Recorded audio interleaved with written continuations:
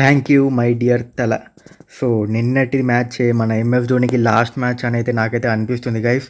So 90% అయితే నిన్ననే MS Dhoni తన లాస్ట్ ఐపీఎల్ మ్యాచ్ అయితే ఆడేశాడు. అది మనం గెలవలేకపోయాం గైస్. సో నాకైతే చాలా బాధగా ఉంది. సో నిన్న అంతా అసలు చాలా బాధ అనిపించింది. అలా పొద్దున లేచిన కాంచెలు అసలు ఏం చేయబుద్ధి అయితే లేదు. సో నిన్న మనమైతే ఓడిపోయాం గైస్. క్వాలిఫై అయితే కాలేకపోయాము. సో 201 రన్స్ కూడా మనం క్వాలిఫై అయ్యే వాళ్ళము. సో చాలా బౌలింగ్లో చాలా మిస్టేక్స్ చేసాం గైస్.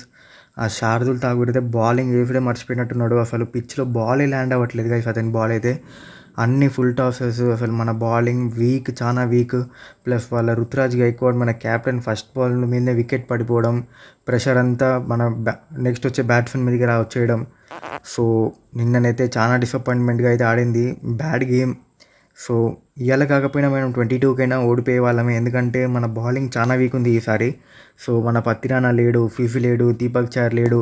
మీరు అనొచ్చు ఈ సిఎస్కే ఫ్యాన్స్ అంతా ఇలా ఎక్స్క్యూజెస్ చెప్తున్నారని, కానీ ఇది కాదు గైస్, నిజమే మాట్లాడుతున్నాం. సో మేము అంత మంచి మా మెయిన్ కోర్ బౌలర్స్ లేకుండానే మేము ఇంత దూరం రావడం అనేది మాకు చాలా పెద్ద విషయము.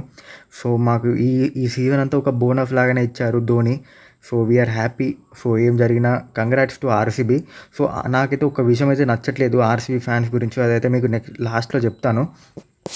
సో ఏదేమైనా మన జడ్డు అండ్ ధోని అయితే ఇద్దరైతే చాలా ట్రై అయితే చేశారు లాస్ట్లో. ఆ ఎస్జేఆర్ 6 ఓవర్తోనే ఫస్ట్ బాల్ లాస్ట్ ఓవర్తో నేనైతే అనుకున్నా అబ్బా ధోని క్వాలిఫై చేపిస్తాడు వాళ్ళు ఎట్లయినా అని.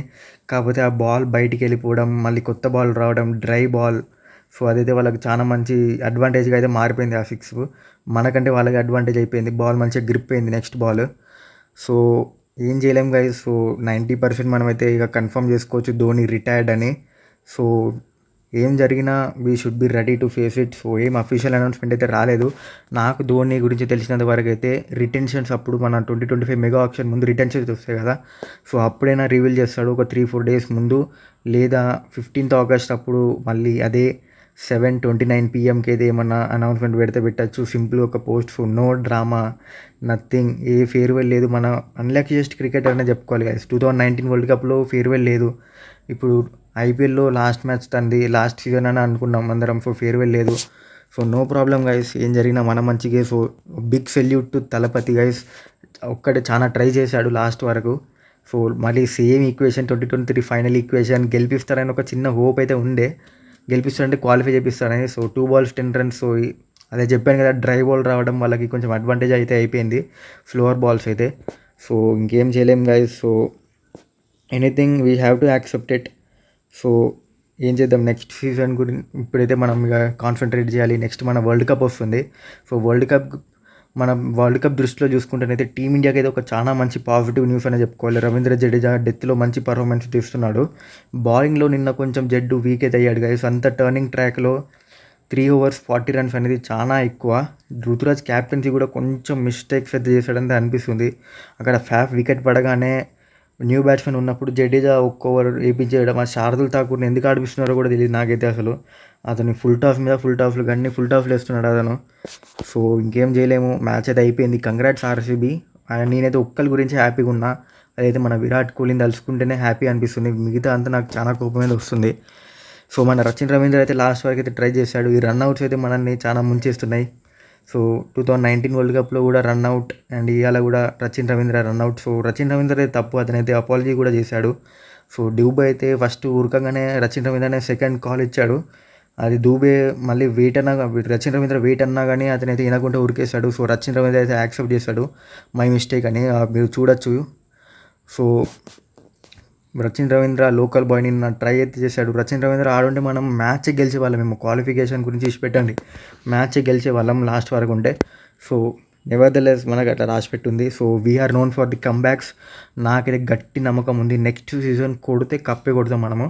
So we are waiting for the comeback by CSK.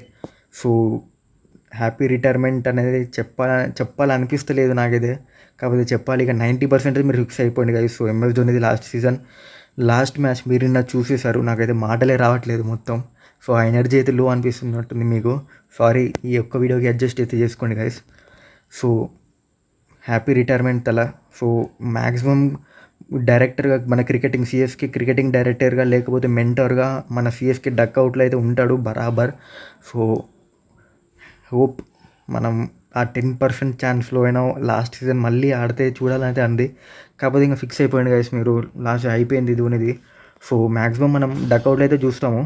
So అలానైనా మనం అతని ప్రజెన్స్ని ఎంజాయ్ చేద్దాం. సో నేను మీకు చెప్తానన్న ఆర్సీబీ ఫ్యాన్స్ గురించి చెత్త చిల్లర్ విషయాల గురించి అయితే మీకు చెప్పాలనుకుంటున్నా గైస్. సో నేనైతే ట్విట్టర్లో చూశాను, ఒక ఫ్యాన్ అయితే సిఎస్కే ఫ్యాన్ అయితే రాశాడు. సో అతని సిస్టరు వాళ్ళ ఫీమేల్ ఫ్రెండ్ ఎవరో ఉన్నారంట.